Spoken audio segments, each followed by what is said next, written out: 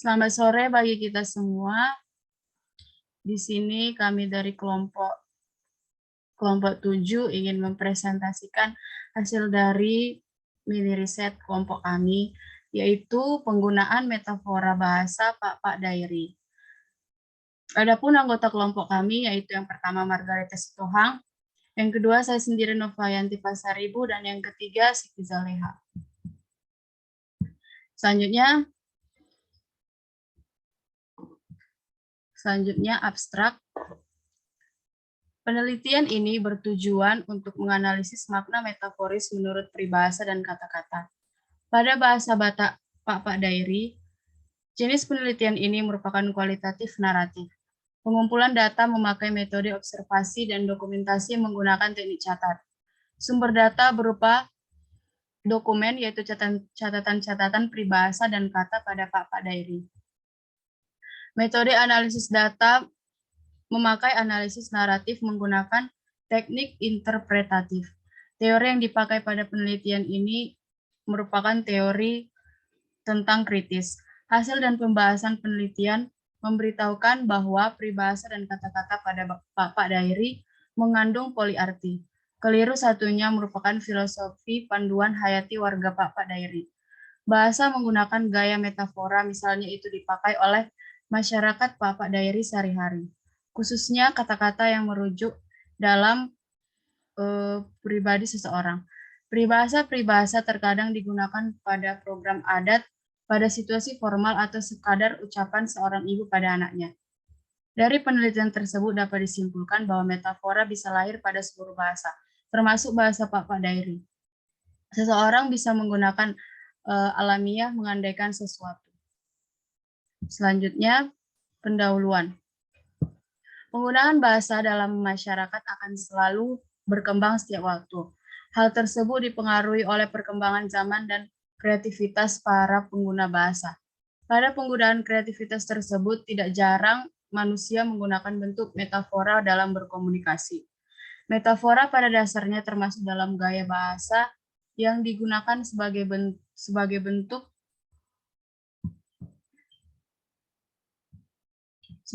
kreativitas masyarakat bahasa. Dalam hal ini dapat dikatakan metafora merupakan bentuk variasi pemakaian bahasa yang dapat dijumpai dalam bahasa pada umumnya.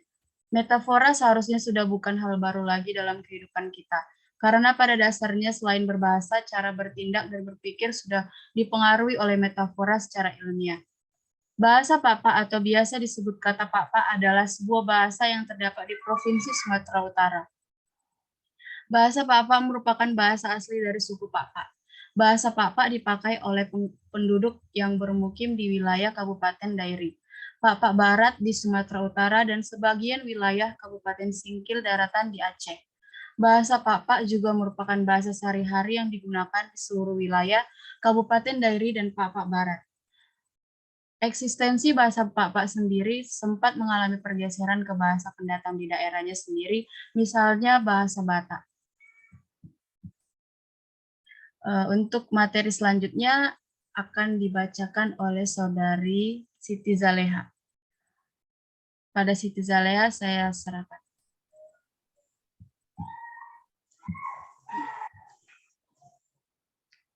Bahasa Pak Dairi.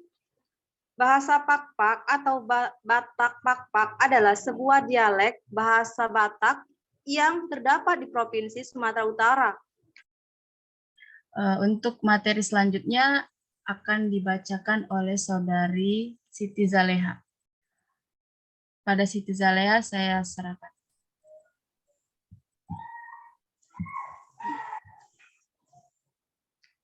Bahasa Pak Dairi. Bahasa Pak atau Batak Pak adalah sebuah dialek bahasa Batak yang terdapat di Provinsi Sumatera Utara. Bahasa Pak merupakan bahasa asli dari suku Batak Dairi. Bahasa Pak adalah salah satu bahasa yang terdapat di Provinsi Sumatera Utara. Penutur bahasa Pak adalah masyarakat Pak Barat atau Sidikalang, sebagian kota Subu Salam, dan Kabupaten Aceh Singkil. Bahasa Pak merupakan bahasa mayoritas Pak Barat. Di Kabupaten Aceh Singkil dapat ditemukan di Kecamatan Suro, Simpan Kanan, Danau Paris, dan Gunung Meriah. Sedangkan di kota Subu Salam, saya kurang tahu, bahasa ini memiliki dua nama, yaitu bahasa Pakpak dan Pakpak Boang. Sebenarnya bahasa Pakpak dengan Pakpak Boang itu sama. Dinamakan bahasa Pakpak Boang karena pengguna bahasa tersebut sudah menganut ajaran Islam. Bahasa Pakpak ini berasal dari Pakpak Barat. Bahasa Pakpak dan Singkil merupakan bahasa yang tergolong ke dalam bahasa serumpun. Apabila bertemu kedua penutur bahasa ini, maka percakapan mereka bisa saling mengerti. Kedua bahasa ini pun memiliki persamaan dan perbedaan. Berikut metafora bahasa Pakpak Dairi. 2 kali mangan, emak 2 kali merbori. Artinya makan sebanyak 2 kali pula lah cuci tangan. Iruntun, isampetken, ditarik, dihempaskan. Artinya metafora 2 kali mangan, makan sebanyak 2 kali. Mak 2 kali merbori, 2 kali pula lah cuci tangan. Artinya makna metafora di atas menjelaskan bahwa berapa kali kita berbuat sesuatu, sebanyak itu pula lah harus bertanggung jawab. Metafora iruntun, ditarik, artinya isampatkan, artinya dihempaskan. Makna metafora di atas menjelaskan bahwa orang yang tidak mau menolong orang lain yang sedang kesusahan. Berikutnya, tunas lelen mi dates, tongko lelen mi teru. Artinya tunas akan bertumbuh, batang yang lama akan busuk. Berikut, ella memere, tangan kamu hun, ulang pela aibut beto, tangan kambirang. Artinya, bila tangan kanan memberi, tangan kiri tidak perlu tahu. Metafora, tunas lelen mi dates, tunas akan bertumbuh, tongkoh lelen mi teru, batang yang lama akan busuk. Makna metafora di atas diperuntukkan sebagai nasihat kepada generasi muda, yang artinya tetap semangat dalam menggapai cita-cita. Berikutnya metafora ele mamere teangan kamuhun, yang artinya bila tangan kanan memberi. Ulang pela ai bete, tangan kambirang, tangan kiri tidak perlu tahu. Makna metafora di atas mengajarkan untuk membantu sesama harus dilandasi rasa ikhlas, tidak perlu memberi orang lain. Berikutnya ada bagi goligen labu. Bagaikan labu yang digulingkan, artinya. Yang berikutnya, gajah merubat, pelanduk terkapit, gajah berkelahi, kancil yang terjepit. Itulah artinya. Dan berikutnya saya serahkan kepada moderator.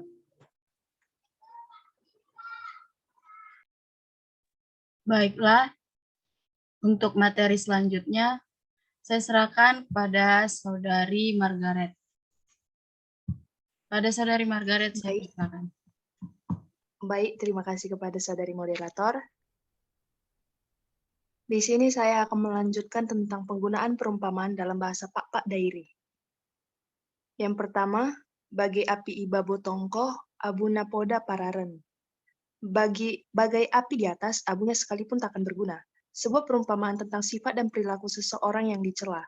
Perilaku yang menggambarkan seseorang yang malas, tidak mau bekerja dan dilarang untuk diteladani. Tidak memiliki karya dan peninggalan yang berarti bagi orang lain.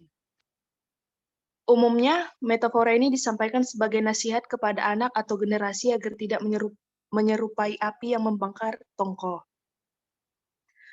Lalu yang kedua, meraras pertanda mak embages, mulda-uldak tanda makdom. Beraras pertanda tidak dalam, beriak-riak pertanda tak dalam. Perumpamaan ini menggambarkan seseorang yang mungkin berbicara meledak-ledak, namun isi dan pengetahuannya tidak mendalam. Semangatnya aja yang meledak-ledak, namun jika ditelusuri lebih jauh, maka dengan mudah akan bisa ditebak bahwa pemahaman terhadap sesuatu sebetulnya rendah. Yang ketiga, kedek pe sukut ardangan yang gomahan kuson. Sukut ardangan berarti tuan rumah, penyelenggara kegiatan menanam padi. Artinya meskipun lahan pertanian yang ditanami terbatas, tidak seberapa luas, namun sebelum memulai kerja yang ditanya tetap tuan rumah. Penentu pekerjaan dimulai maupun akhir adalah keputusan pemilik lahan, bukan pekerja. Oleh karena itu, jangan mengambil kebijakan dan keputusan sendiri-sendiri sebelum mendapat persetujuan pemilik. Yang keempat, terasangkan tanduk gunduk. Asang atau terasangkan artinya terandalkan. Dengan demikian, perumpamaan ini berarti tanduk yang berkeluk ke bawah tidak akan dapat kita andalkan. Seekor kerbau yang memiliki tanduk demikian jangan diharapkan dapat menanduk musuh atau lawan. Perumpamaan ini ditunjukkan kepada kita bahwa jika ingin mencapai kemajuan harus menuntut ilmu dan jangan hanya mengandalkan pengetahuan seadanya. Lalu yang kelima, ulang mayup bagai berbunga pi. Ayub mayup sama dengan hanyut. Jangan gampang hanyut layaknya berbunga alang-alang. Seseorang hendaknya tidak menyerupai bunga pi. Gampang hanyut atau janganlah seperti bunga alang-alang di mana bunga gampang hanyut.